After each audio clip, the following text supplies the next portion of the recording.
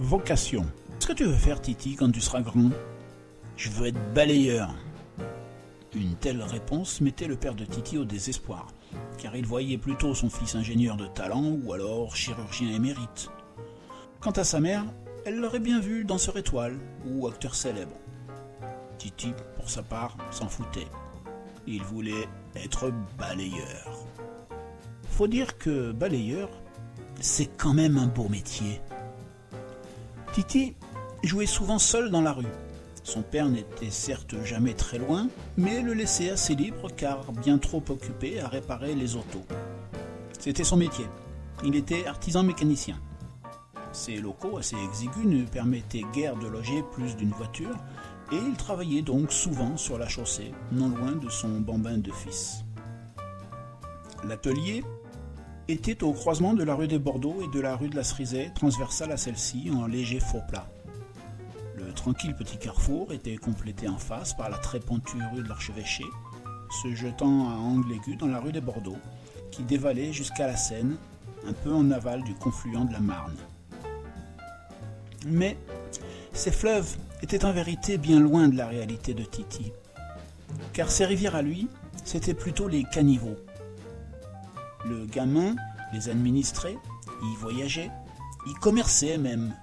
Il affrétait des vrais navires en coque de noix, construisait des moulins, édifiait des barrages, bref, régnait sur le monde des eaux du caniveau.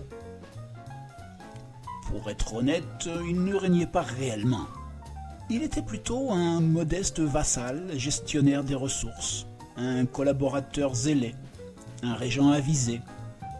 En effet, le vrai maître des eaux, c'était le balayeur. C'est lui qui ouvrait les vannes. Il était à la source même qu'il contrôlait à son gré.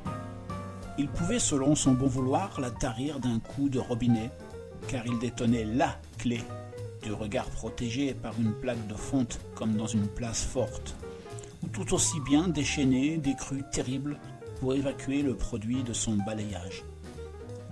Il pouvait détourner les flots avec de gros boudins de chiffon ou décider de dévier le cours des eaux à angle droit pour qu'elle dévale la rue en torrent, mais parfois aussi d'inonder le carrefour. L'onde, délivrée de la rigole, courait alors en une multitude de petits cours anarchiques, libres, formant comme un réseau d'irrigation et même de véritables lacs. Bien sûr, au milieu de l'intersection où passaient tout de même quelques voitures, seul le balayeur officiait. Titi, lui, ne s'éloignait jamais autant du bord du trottoir, surtout dans la rue des Bordeaux, plus passante que la rue de la Cerisay. Le garçon aimait regarder l'homme travailler. Le geste lent, mais gracieux, celui-ci rabattait les feuilles mortes avec le mouvement régulier d'un faucheur de blé. Son outil toutefois n'était pas une faux, mais un grand balai de bois, comme celui des sorcières, avec des branches en guise de brosse. Il évacuait les ramassis vers l'eau claire du caniveau où, aidé du balai, il voguait vers l'égout, gouffre terrible et mystérieux. Le soir, quand il rentrait de l'école, Titi se postait en attente sur les marches de la boutique de son père. Il n'avait pas longtemps à patienter, c'était l'heure où le cantonnier prenait sa pause. Il arrivait de la rue de la Cerisay sur le trottoir d'en face, poussant une brouette en bois dans laquelle il transportait ses outils. Il s'arrêtait un peu avant le croisement, posait la brouette sur ses pieds, se retournait et s'asseyait dedans comme dans un fauteuil, les bords formant des accoudoirs. Il était de façon évidente un souverain confortablement calé sur son trône. Il méditait quelques brefs instants, puis, sans se lever, d'un léger mouvement de torse, saisissait derrière lui deux emblèmes de son privilège.